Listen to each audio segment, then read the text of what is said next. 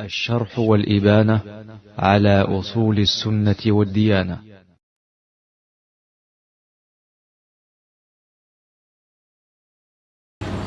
الحمد لله رب العالمين. الحمد لله الذي أراد فقدر وملك فقهر وخلق فأمر وعبد فأثاب وشكر فزاد وعصي فعذب وغفر.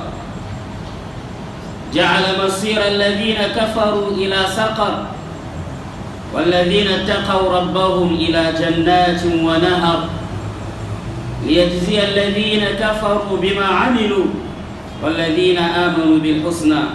وأشهد أن لا إله إلا الله وحده لا شريك له، له الملك وله الحمد وهو على كل شيء قدير.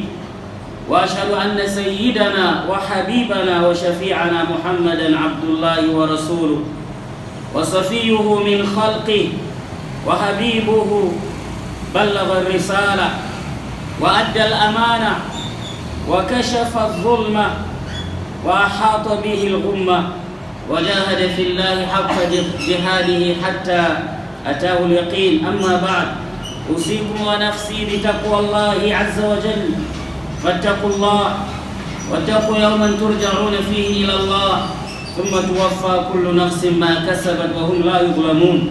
عباد الله، إن موضوع خطبتنا هو الأنانية أو حب مفرط للذات. لماذا هذا الموضوع أيها الإخوة؟ لخطرها ولخبثها ولانغماس الناس فيها بلا مبالاة. الأنانية هي حب الذات المذموم، بأنها تعني أن يختص الفرد نفسه ومعارفه بالمنافع الدنيوية والمصالح والأموال، كما أنه يقوم بمنع تلك المنافع والمصالح والأموال عمن يحق له الانتفاع بها. Louange à Allah, Seigneur du monde. Louange à Allah qui prédestine tout ce qu'il veut, qui possède et domine, qui crée et fait des recommandations, qui est adoré et attribue des récompenses. Lorsqu'on est reconnaissant envers lui, il augmente. Lorsqu'on lui désobéit, il châtie ou pardonne. Il a fait que la destination des mécréants soit l'enfer et celle des croyants le paradis sous lequel coulent les ruisseaux. J'atteste qu'il n'y a des divinités dignes d'être adorées en dehors d'Allah, l'unique qui n'a pas d'associé. À lui la royauté et les louanges, et il est le pouvoir de toutes choses. J'atteste aussi que notre guide bien-aimé et intercédeur, le prophète Mohammed, et son serviteur et messager sont choisis parmi ses créatures et sont bien-aimés. Il a transmis le message d'Allah, a honoré le dépôt, étayé l'obscurité et a fait des efforts sur la voie d'Allah jusqu'à son départ de ce bas monde. C'est à quoi je vous exhorte, chers frères, la crainte infaillible d'Allah. Craignons Allah, chers frères. Allah subhanahu wa ta'ala dit: craignez le jour où vous serez ramenés vers Allah. Alors ce que chaque âme aura œuvré lui sera récompensé intégralement et nul ne sera lésé. Frères dans la foi, notre sermon de ce jour porte sur l'égoïsme, le culte de la personnalité. Pourquoi un tel sujet, chers frères? À cause de son danger, de ses méfaits, son mauvais impact sur nous, et à cause du fait que les gens se sont plongés dans l'égoïsme sans aucun souci. Oh vous musulmans, l'égoïsme en islam se définit par l'amour intense de sa personne, c'est-à-dire tout bien ou intérêt ne doit que l'appartenir ou appartenir à son clan au détriment des autres. Tout pour eux, rien pour les autres, que ce soit les biens matériels, ou des services. En même temps, il refuse toute autre personne de profiter de ce bien. Chers frères en islam, l'amour de soi-même est une nature de chacun de nous. Mais lorsque cela vire à l'égoïsme aveugle, ça devient un danger. Celui qui ne voit que sa personne, ses intérêts personnels et s'en fout de tout le monde, c'est un égoïste dans le sens propre du terme. Lorsque l'égoïsme domine sur la personnalité de l'un de nous, il pousse ce dernier à mettre de côté les éthiques pour atteindre de notre ego. Ce genre d'amour de soi est refusé dans la religion d'Allah subhanahu wa ta'ala. L'égoïste a deux qualités détestées en islam. L'amour démesuré de sa personne et le fait de mettre de côté les besoins et les sentiments de toute autre personne en dehors de lui. D'après Anas radiallahu anhu, lorsque le messager d'Allah sallallahu alayhi wa sallam était arrivé à Médine, les Médinois faisaient partie de ceux qui faussaient les balances. Alors Allah subhanahu wa ta'ala a fait descendre le début de la sourate Al-Mutaffifin, les fraudeurs. Et Allah subhanahu wa ta'ala dit: malheur aux fraudeurs qui lorsqu'ils font mesurer pour eux-mêmes, exigent la pleine mesure, et que lorsqu'eux-mêmes mesurent ou pèsent pour les autres, les causes et la perte trichent dans la mesure. Après ce verset, les commerçants de Médine sont devenus les meilleurs dans la balance. Ils remplissaient la balance comme il se devait. Voyez-vous, chers frères, le fait de souhaiter qu'on remplisse pour soi et de diminuer lorsqu'on pèse pour les autres fait partie du culte de la personnalité. C'est de l'égoïsme. De nos jours, l'égoïsme ne se situe seulement pas sur les balances. Il concerne tous les pans de l'existence de l'être humain. Et pourtant que notre religion, dans ses enseignements, possède parmi ses missions l'éradication de l'égoïsme parmi nous. Allah subhanahu wa ta'ala dit: et quiconque est débarrassé de sa propre avarice, ceux-là sont ceux qui réussissent. Dans ses hadiths, le messager d'Allah sallallahu alayhi wa sallam a dit: craignez l'avarisme, car l'avarisme a fait périr ceux qui ont vécu avant vous. Dans un autre hadith, le messager d'Allah a dit: la croyance de l'un de vous ne sera pas complète jusqu'à ce qu'il aime pour autrui ce qu'il aime pour soi-même. Plus important, le messager d'Allah sallallahu alayhi wa sallam a dit: celui qui voudrait qu'on l'éloigne de l'enfer et qu'on lui fasse entrer au paradis, qu'il fasse l'effort que la mort lui parvient alors qu'il croit en Allah et au jour de la résurrection, puis qu'il souhaite pour les autres ce qu'il aimerait obtenir. Le messager d'Allah sallallahu alayhi wa sallam a dit: Allah est dans l'assistance de son serviteur tant que son serviteur assiste les autres. Et il a aussi dit: la main d'Allah, c'est-à-dire son assistance, est avec la communauté. Frères en islam, dans les principes de l'islam, l'égoïsme, l'avarisme ou le culte de la personnalité, c'est-à-dire tout pour moi et rien pour les autres, est à bannir. Ça n'a pas de place. Au contraire, il est souhaitable de privilégier les autres sur soi, assister tout le monde pour évoluer ensemble. En islam, tout le monde doit évoluer ensemble et aimer pour autrui ce qu'on aime pour soi-même.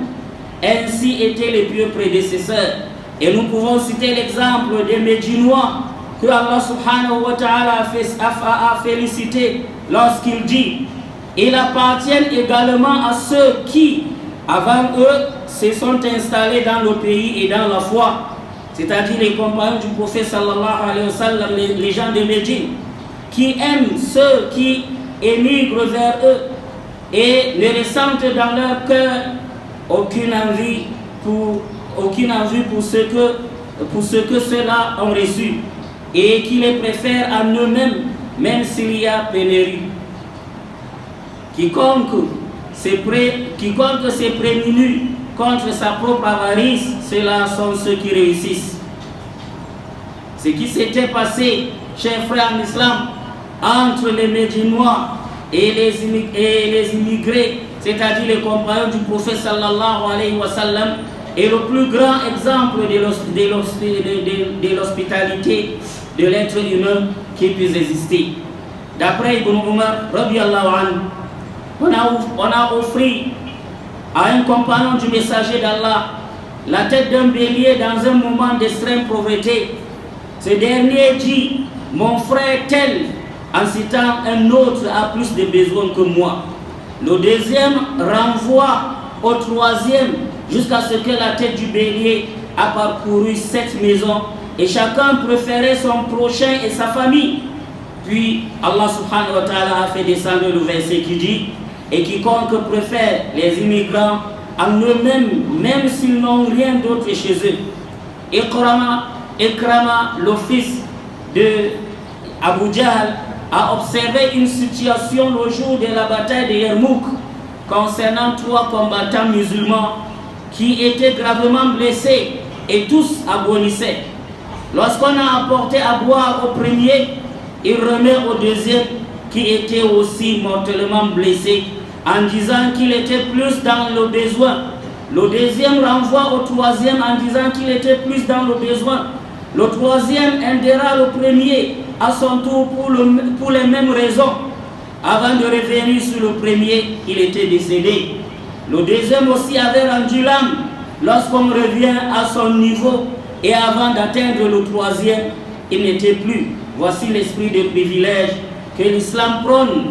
Voici l'exemple de la mère des croyants, Aïcha radiyallahu anha, qui donnait à nos monde tout ce qu'elle possédait, à tel point qu'elle manquait de quoi rompre le jeûne le jour où elle avait jeûné. Abu Sulaiman ad-Darani, l'un des pieux prédécesseurs, avait dit: si on pouvait me donner toutes les délices de ce bas monde sous la forme d'un morceau d'aliment pouvant être mâché, et que je rencontre un frère nécessiteux, j'aurais préféré mettre ce morceau dans sa bouche. Cet esprit de privilégier autrui se remarque même sur les animaux chez les premiers musulmans, chers frères en islam. Voici Abdullah ibn Ja'far rahimahullah ta'ala, qui partait rendre visite à son troupeau de béliers qui pétrait hors de la ville. Il fait escale dans un champ de dattes où il rencontra quelqu'un qui surveillait le champ. Pendant qu'il se reposait, il vit apporter le repas au gardien sous forme de galettes. Aussitôt que le repas arriva, un chien entra en courant. L'homme jette le premier morceau de galettes, puis le deuxième et le dernier au chien qui dévora aussitôt. Abdullah ibn Ja'far lui dit: quelle est la quantité journalière de ton repas? L'homme dit: ce que tu viens de voir. Pourquoi as-tu privilégié le chien par rapport à toi? Lui répond Abdullah ibn Ja'far. L'homme dit: il n'y a pas de chien dans cette localité. J'ai donc pensé que ce chien doit venir de très loin et qu'il est affamé. C'est pourquoi je n'ai pas voulu le chasser. Abdullah ibn Ja'far lui dit: alors, que vas-tu manger ce jour? Il répondit: aujourd'hui, je supporterai et dormirai affamé. Abdullah ibn Ja'far dit alors: on me qualifie souvent de ma générosité, et voici quelqu'un qui est plus généreux que moi. Il acheta alors tout le champ et l'esclave qui s'en occupait. Il a franchi l'esclave et lui fait don du champ. Voici comment était la vie des pieux prédécesseurs, chefs en islam, plein de largesse et de générosité. Ils ont compris que l'élévation en degré dans cette vie mondaine émane du fait qu'on prend la main des autres pour atteindre la gloire ensemble. Frères musulmans, l'égoïsme ou l'avarisme de nos jours se présente sous plusieurs formes dans notre société. Le riche qui ne prend pas en compte la présence du pauvre autour de lui est égoïste et avare.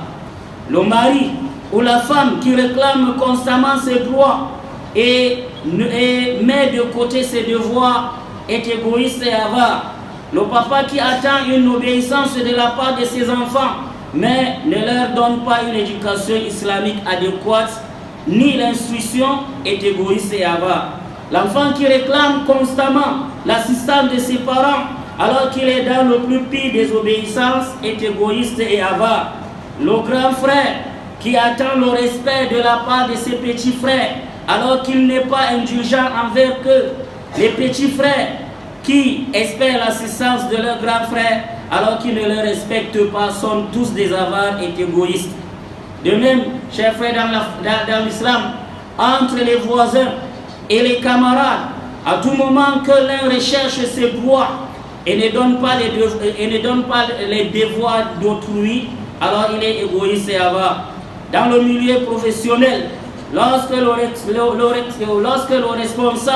responsable ne s'occupe pas des droits de ses collaborateurs ou employés, et les employés ou collaborateurs ne respectent pas le contrat de travail, alors tous sont égoïstes et avares. Plus pire, lorsque le patron veut réussir n'importe quel prix, lorsque le patron veut réussir, qu'importe le prix, et empêchant la réussite des autres, ces pratiques sont à la base de la propagation de la corruption dans nos sociétés. L'égoïsme et l'avarisme corrompent et détruisent les sociétés et même les pays. Si nous prenons l'exemple du détournement des fonds publics, si ce n'est pas l'égoïsme, l'avarisme et même l'égocentrisme, qu'est-ce qui peut justifier cela?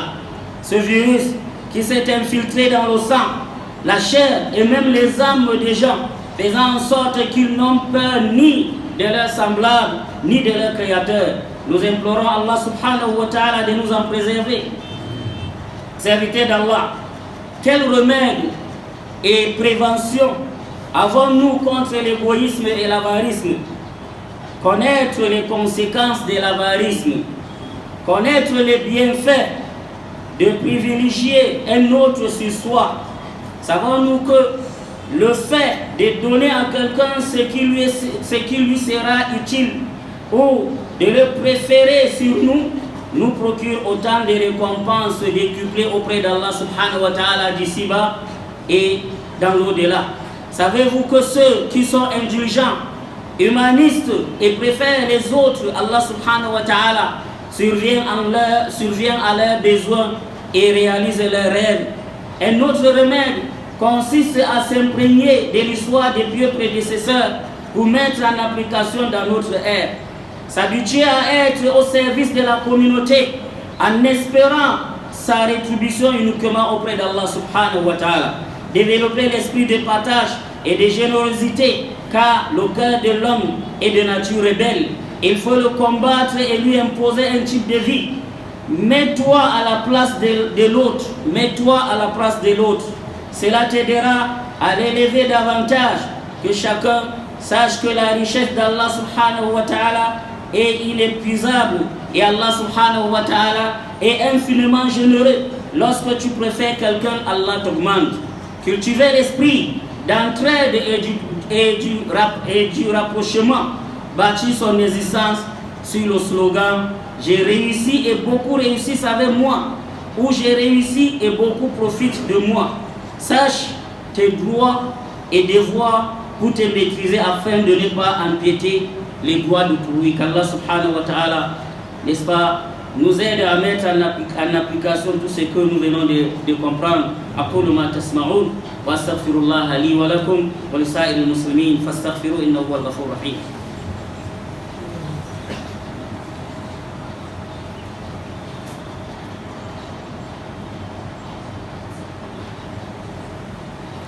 Alhamdulillah,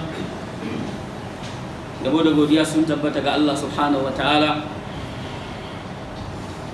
Na shaidawa babu abin bauta bisa cancanta sai Allah shi kadai, kuma na shaidawa cewa shugabanmu, masoyinmu, mai ceto mu Annabi Muhammad bawansa ne kuma manzansa ne, badadiyinsa, cikakken masoyinsa wanda ya isar da sakon Allah, ya kuma kula da al'umma yadda ya kamata, ya yi bayanin duk abin da ya kamata, ya yi ta ƙoƙari da ƙwazo da jihadi har mutuwa ta riske shi.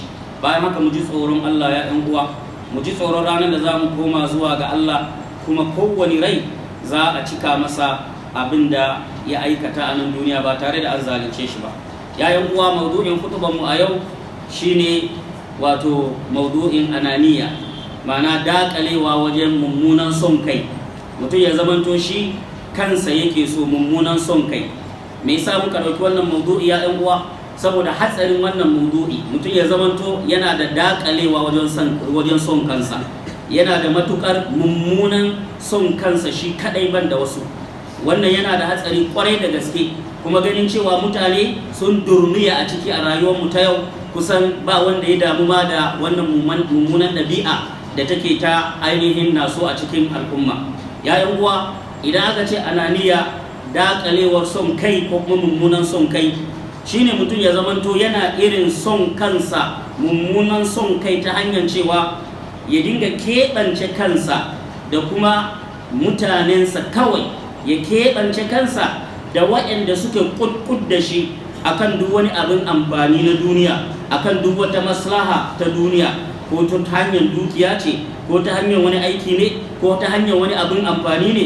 Ya zamanto wannan in ba shi da 'yan grup ɗinsa ba, to kowane ne ma ba zai so ya same shi ba, ko da yana da haƙƙin amfanuwa da wannan abin a tare da shi. Ya bayan Allah, lallai mutum ya zamanto yana son kansa, wannan abu ne kyakkyawa, ɗabi'a ce wanda shari'a, wato ɗabi'a ce da Allah ya halicci ɗan adam a kai. Mutum ya zamanto yana son kansa. Idan wannan son kan ɗin bai fita daga irin ɗabi'a da Allah ya gini ɗan adam a kai ba, amma idan ya zamanto wannan son kan ɗin ya kai ga mutum baya son kowa da wani abu sai shi kansa, baya son kowa ya amfana da wani abu da ke tare da shi sai shi kansa, baya son kowa ya samu komai sai shi kansa, duk wani abu ya zamanto shi kadai ya samu, ko kuma mutumin da yake so kawai wanda yake cikin group sai samu, amma wasu shi bai damu da su ba, babu ruwansa, in ya so duk abin da wato zai kasance ya kasance. Ya uwa, wannan shine mummunan son kai ko dakalewa wajen son kai, wanda addinin musulunci ya hana wannan. Wanda kuma ananiya, wannan sifa tana da abubuwa guda biyu da shari'a ta ainihin zarga, da shari'a ba ta so. A ciki akwai mutum ya zamanto ya fi kula na wuce iyaka a kan kansa kawai, baya tuna duk wanda yake gefensa. Sannan kuma wannan yana sa rashin kula da abubuwan da ke damun mutane, da bukatun mutane, da halayen mutane, ya zamanto shi ba ruwansa da kowa, kansa kawai ya sani. Anas dan Malik ya rawaito cewa Annabi sallallahu alaihi wasallam lokacin da ya zo Madina, ya zo ya samu mutanen Madina sun fi kowa wato yin kwange wajen auna abubuwa. Idan suka zo auna abu suna yin kwange, ma'ana suna yin algus, suna zamba cikin aminci. A wannan lokacin sai Allah ya saukar da farkon suratul mutaffifin, wailul lil mutaffifin. Allah ya ce lalle azaba ko wani kori a cikin wutar jahannama ya tabbata ma masu yin kwange wajen ma'auni, alladhina idza ktalu ala an-nasi yastawfun. Sune waɗanda idan suka zo suna ƙoƙarin auna ma waɗansu mutane abu, sai su dinga kwange, suna ainihin wato idan suka zo suna so a auna musu abu, sai su nemi a cika. Su idan za a yi musu a yi da kyau, a cika, a basu su a yi musu. Amma idan kuma su ne za su auna ma wasu, sai su dinga ragewa, sai su dinga algus, sai su dinga almundahana. Ubangiji ta'ala ya ce wannan ba ɗabi'a ba ce mai kyau. Wannan ɗabi'a ananiya ita take kawo wannan. Yana son kansa, baya son waninsa, shi ya amfana, waninsa ya hasara, ba abin da ya dame shi.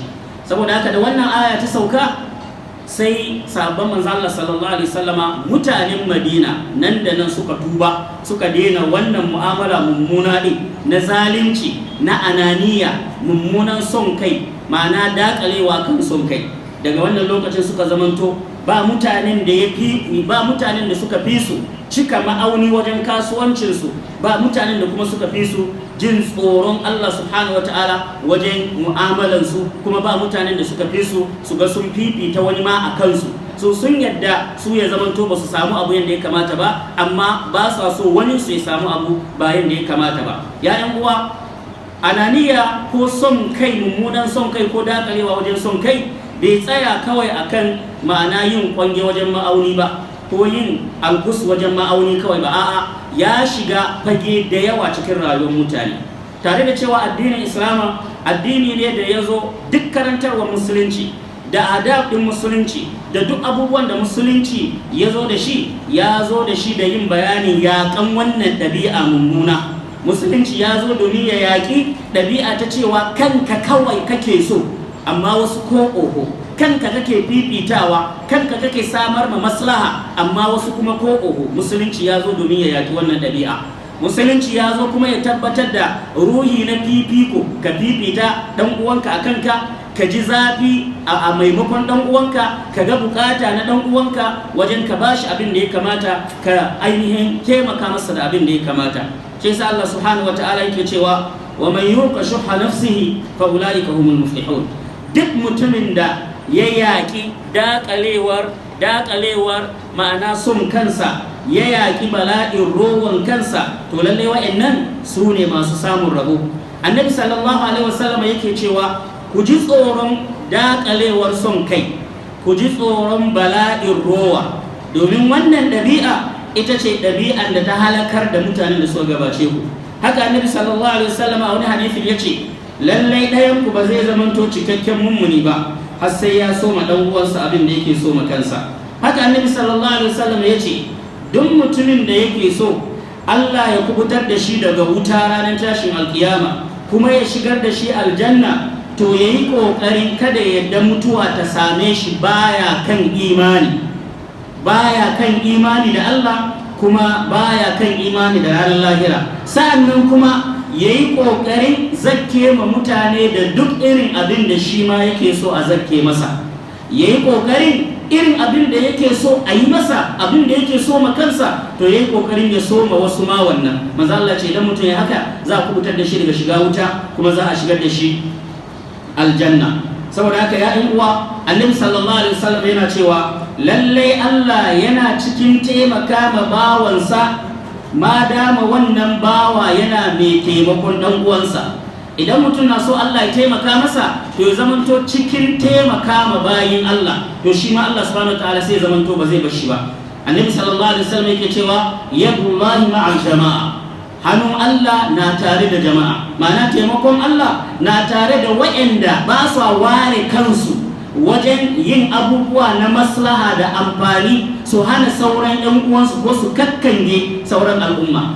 Taimakon Allah, hannun Allah yana tare da waɗanda idan suka tuna alkhairi suna tuna kowa, idan suka gano wani abin amfani na maslaha suna so kowa ya samu, idan suka tabbatar da wata hanya mai kyau da ya kamata a amfana, su ma suna so kowa ya shiga cikin wannan ainihin amfani ɗin. Ya ɗan uwa, lallai wannan ɗabi'a ce da ba ta sawa a ci gaba, ɗabi'a ce da ba ta sawa a samu albarkar rayuwa, ɗabi'a ce kuma da take sa mutane su zamanto albarka ta fita cikinsu, rashin dacewa da nasara ta fita cikinsu. Inda ya kasance kowane mutum shi warewan kansa, maslahar kansa shi kadai, baya tuna duk wanda suke gefensa, baya tuna mutanen da suke ba shi ba, baya tunani da wani bangare sai da'iran kansa shi kadai. Wannan ɗabi'a mummuna ce da addinin musulunci ya hana. Shi yasa Allah subhanahu wataala yayi yabo mai kyau game da sahabban manzo Allah sallallahu alaihi wasallama, muhajirai da lansarawa. Allah subhanahu wata'ala ya yabe su saboda wannan ɗabi'a na fifita wani akan kawunansu, na kula da lura da bukatan wani akan su. Allah madaukakin sarki ya ce waɗanda suka samu matabbaci, ma'ana 'yan Madina suka samu mazauni a Madina, sannan kuma suka samu tabbatuwan imani a cikin zuciyarsu tun gabanin su waɗancan masu hijira su zo musu, kuma suna ƙauna, suna son masu hijira wanda suka ƙaurato suka zo wajensu, suna ƙaunansu, suna son su, bakinsu suke yi ba. Sannan kuma ba su jin damuwa a cikin zuciyarsu na bukatun karan kansu, bai dame su ba, bukatun ɗan uwansu wanda suka hijira shi ya fi damunsu. Sai Allah ya ce wa yusiruna ala anfusihim, har ma suna fifita 'yan uwansu akan kawunansu, walau kana bihim khasasa, ko da suna da tsananin bukatan abu sai su fifita ɗan uwansu akan kawunansu. Allah ya ce duk wanda ya yaƙi daƙalewar rowa da ananiya da daƙalewar son kai da mummunan son kansa, ya yaƙi wannan a tare da shi, to lallai wa'annan su ne masu samun rabo, su ne masu rabautuwa duniya da lahira. Ya ƴan uwa, ba a taɓa yin irin wannan misali na fifita ɗan uwa akan kai ba irin yadda aka yi a zamanin sahabban manzo Allah sallallahu alaihi wasallam. Duniya ba ta taɓa ganin irin wannan misalai ba. An sha jin tarihi akan wannan cewa sai da ya zamanto mutum zai ce ina da gida guda biyu, ka zaɓi wanda ya maka in baka in ɗauki ɗaya, ina da gona guda biyu mu raba tsakiya, ina da faciri guda kaza mu raba tsakiya. Kai sai da ta kai su ma abin ya kai ya kawo, sai da mutum ya ce ina da mata zan turo su kawo kaza ko abinci, kaga wacce ta yi maka kawai ka gaya mini ba su sani ba, in sake ta ta yi idda ka aure ta, saboda tsabagen isa ainihin da su saba manzo Allah sallallahu alaihi wasallam suka fahimci amfaninsa. Shi yasa Allah ya dinga yaba su, shi yasa Allah ya zamanto ya yi musu laqabi da cewa radiyallahu anhum wa radu anhu. Allah ya yarda da su, sun yarda da Allah. Ba wanda zai iya zama kamar sahabban manzon Allah sallallahu alaihi wasallam. Wani matsayi ne da Allah ya ba su. Duk ibadan mutum, duk imanin mutum, duk kyautan mutum, duk sadakan mutum, kai ko me mutum zai zama ba zai iya samu kama kafa ko tafin kafin wani sahabin Annabi sallallahu alaihi wa alihi wasallam ba. Allah ya musu falalan da ba wanda zai iya samun wannan falalan har tashin alkiyama. Ya ɗan uwa, hakan nan kuma ya zo cewa Abdullahi ɗan Umar yake cewa a lokacin Annabi sallallahu alaihi wasallama, domin a nuna mana yadda suke fifita 'yan uwansu idan sun samu wani abu na duniya. A lokacin Annabi sallallahu alaihi wasallama, wani mutum ya kawo kyauta na kan akuya ko kan rago, ya ba mu wani sahabi, ya ce a kai gidan wani ne ce a kawo masa. Da aka kawo masa sai ya ce kai wani ya fi ni bukata a kai gidan shi. Da aka kai wannan gidan shi ma sai ya ce kai wani ya fi ni bukata a kai masa. Sai da wannan kan rago din ya kewaya har gidaje guda 7, ana kaiwa can ana fitowa, ana kaiwa can ana fitowa, har sai da ya kewaya gidaje guda 7 ya sake dawowa wajen shi mutum na farko da ya fara cewa akai gidan wani ya fi ni bukata. Shi yasa Allah subhanahu wataala ya saukar da wannan aya, wa yusiruna ala anfusihim walau kana bihim khasasa. Suna fifita 'yan uwansu akan kawunan su koda suna da bukatar abu. Mu kuma wannan sifa ita muka rasa a wannan rayuwar tamu ya ɗan uwa. Sifan fifita ɗan uwa ko al'umma ko maslaha ta al'umma ko amfanin al'umma a kanmu, ba ma da wannan. Shi yasa ake ta shiga cikin rikici da damuwa, shi yasa ake ta shiga cikin rashin nasara cikin rayuwa.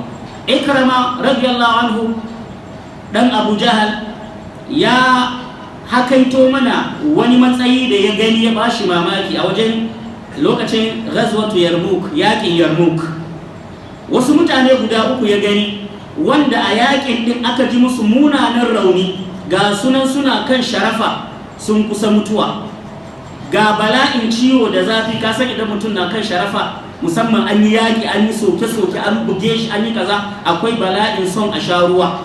Saboda haka sai aka kawo ruwan sha, aka kawo ma wanda yake gefe, yana buƙatar shan ruwan din, sai ya juya kansa, sai ya ga ɗaya ɗan uwansa da yake gefe, sai ga alamun idon ɗan uwansa ya sa rai ma wannan ruwa, sai ya ce a kai ma wancan ɗan uwansa ya sha, ya fi ni bukata. Da aka kai ma mutum na biyu, shi kuma ya duba gefensa sai ya ga wani ya ƙwalla ma abin ido, sai ce a kai ma wancan mutum na uku, ya fi ni bukata. Yanzu da aka zo kafin da aka kai ma shi mutum na uku, sai ya ce kai ga wani can, sai ya nuna na farkon ne, sai ce ga wancan ya fi ni bukata, a kai masa wannan ruwan ya sha. Yanzu da aka taso kafin a zo kan mutum na farko, Allah ya ɗauki ransa. Aka je kan shi na biyu, kafin a iso Allah ya ɗauki ransa. Shi ma na ukun din Allah subhanahu wa ta'ala ya ɗauki ransa. Kaga al-ithar kenan, sukan fifita bukatar ɗan uwansu a kansu. Shi yasa na Aisha as-Siddiqa, mata Annabi sallallahu alaihi wasallama, ita kanta akan kawo mata dukiya ta sadaka na abinci, amma saboda fifitawa da take yi al-ithar, ta raba wannan abin gaba daya har ta manta da kanta. Wani sai ta manta da kanta cewa tana azumi, lokacin karya azumi ta ce ma mai mata hidima kamar baiwa, dan yi mana tanadin abin da za mu ci, za mu karya azumi. Sai baiwa ta ce ai babu komai, ya kaman babu komai. Ta ce to ya ina abubuwan da kike da su da aka kawo dinnan? Sai Aisha ta ce ai na rarraba, ma'ana ta rabas har ta manta da kanta. Hakan nan za a karya babu abinci, a nemi watakila ruwa ne da ɗan dalilai kawai a sha, saboda fifita wani akai. Wannan hali na sahabban annabi sallallahu alaihi wa sallama hali ne wanda har akan ma'ana na sahabbai da magabata na kwarai musulmai hali ne har akan dabbobi. Wannan hali suna tabbaka wannan hali, kamar yadda aka rawaito daga Abdullahi dan Jafar cewa Abdullahi dan Jafar duk wanda ya san kissansa ya san mutum ne mai imani, mai zuhudu, mai takawa, mai kaza, sannan kuma gashi mutum ne mai kyauta, abinsa baya rufe masa ido, har ana ma yawan magana kansa ya fiye kyauta. Saboda haka wata rana ya je duba 'yan dabbobinsa a gefen gari, da ya zo sai ya zo wata gona ya gaji, sai ya shiga wannan 'yar gonan din, gonan dabino, sai ya zauna yana hutawa kafin ya tashi ya ci gaba da tafiyarsa. Yana zaune yana hutawa sai ya ga an shigo da a cikin gonan kuma akwai wani mai gadin gonan, bawa ne shi yake gadin gonan mai gidansa. Sai ya ga an kawo masa abinci, da aka kawo ma wannan bawan din abinci, ma'ana abincin kaman galet ne ko kuma gurasa guda 3 da aka kawo. Yana zaune sai ga wani kare ya shigo a guje, da wannan karen ya shigo a guje sai ya doshi shi wannan bawan din ko wannan mai kula da gonan. Sai wannan bawan ya dauki gurasa guda ɗaya sai jefa ma kare, karen ya cinye, karen na jin yunwa. Ya sake ɗaukar ɗayan ya jefa masa, ya cinye, karen na jin yunwa. Ya sake ɗaukar ɗayan ya jefa masa, duka 3 shi abin nan yani Abdullahi bin Jafar yana kallon shi. Saboda haka sai ya ce masa, bawan Allah in tambaye ka mana, abinci a yini abincinka yaya yawansa yake? Sai ce masa, abin da kaga aka kawo mini galet guda 3 din nan ko gurasa guda 3 shine abinci na yini, ma'ana guda ɗaya in ci da safe, guda ɗaya kuma in ci da yamma, da rana guda ɗaya kuma da yamma. Sai ce to me yasa na ga ka fifita kare a kanka, ka ba shi kai baka ci komai ba? Yace na ga cewa wannan karen din zuwansa da yayi nan a gefen wannan area din babu kare anan, na san babu wani kare anan, karen nan daga nisa ya zo kuma yunwa yake ji, shi yasa naga cewa bai kamata in kore shi ba, shi yasa na bashi wannan abinci. Kaga dabba suke fifitawa akan kansu. Sai ce masa, to me zaka ci yau? Yace a yau zan yi hakuri in kwana da yunwa babu komai. Sai Abdullahi bin Jafar yace subhanallahi, ana yaba ni da kyauta da baiwan hannu, yau na haɗu da mutumin da ya fi ni kyauta, ya fi ni da baiwan hannu. Nan da nan Abdullahi bin Jafar sai ya nemi masu gonar, ya sayi gonar da duk abin da ke cikin gonar, ya sayi bawan din mai kula da gonar, duk ya saya, aka sayar masa. Ana sayar masa, ya yanta bawan din, ya bashi gonar da duk abin da ke cikin gonar din. Kaga wannan tsabagen fifitawa hali da magabata suke da shi. Sun fahimci cewa ci gaba shine ka rike hannun jama'a ku tashi tare, ka rike hannun jama'a ma'ana ku miƙe tare, ka rike hannun wane da wane da wane domin a ci gaba tare. Wato abin da kake da shi wani ma ya dosana, ya amfana da shi, ya gaji wannan abin din, ya ci moriyan wannan abin din. Wannan ita ce rayuwa da al'ummar musulunci na da wato suke da shi, wanda ba a samu ba a wannan zamani. Wannan zamani an samu wato ainihin dakalewa ta son kai da mummunan bala'in son kai, wanda ake mantawa da kowa, ake tuna kai kawai shi kadai. Shi yasa misali akan irin wannan son kai yana da yawa a cikin al'umma, ba za a iya lissafa su ba. Za ka ga cewa a yau kaga mai kuɗi mai hali bai san abin da ke wucewa a gefensa na talakawa ba, babu shi da wannan, kansa kawai ya sani. Wannan yana daga cikin ananiya da rowa, yana daga cikin dakalewan son kai da kuma rowa. Mai kuɗi ya zamanto ba ruwan shi da waɗanda suke gefensa wanda ba su da shi, bai damu da halinsu, mai ba suke ciki ba, ya suke rayuwa, a'a ko ko. Sannan kuma yana daga cikin irin wannan hali mace ta dinga neman haƙƙinta a wajen miji, amma ita kuma haƙƙin miji a kanta ba ta yi. Wannan yana daga cikin ananiya da rowa wanda yake damun al'umma a yau. Hakan nan kuma za ka ga miji ya dinga neman haƙƙinsa a cike a wajen mace, amma shi kuma bai kula mata da haƙƙinta. Wannan ba komai ya sa ba, wannan ɗabi'a ce take barna a cikin zuciyar mutum. Haka za ka ga aboki da aboki, da amini da amini, kowa na son kowa ya kyautata masa, amma ɗaya ɓangaren shi baya so ya kyautata ma ɗaya ɓangaren. Ananiya ce take yawo a cikin mutane. Haka za ka ga ɗaya ɗa ko ƴaƴa zaka ga suna kukan cewa iyaye ba su kula da su, iyaye ba su kyautata musu, amma su kuma a gefe guda sun manta da yi ma iyaye biyayya. Kaga wannan ananiya ce ta sa wannan ɗabi'a. Hakan nan zaka ga wato ainihin misali a wajen aiki, mai gida shi amfaninsa kawai ya zamanto an biya masa bukata, amma yaron aikinsa bai damu da shi ba. Yana so ya taka kan yaron aikinsa ya tsallake ya ci gaba, ko da yaron aikinsa ba zai samu komai, shi dai bukatarsa ta biya. Wannan ananiya ce, mummunan ɗabi'a ce. Shi yasa kaga mutane suke rayuwa kowa kansa ya sani, abinda zai amfani mutane ba ruwan shi da shi, abinda zai amfani al'umma ba ruwan shi da shi.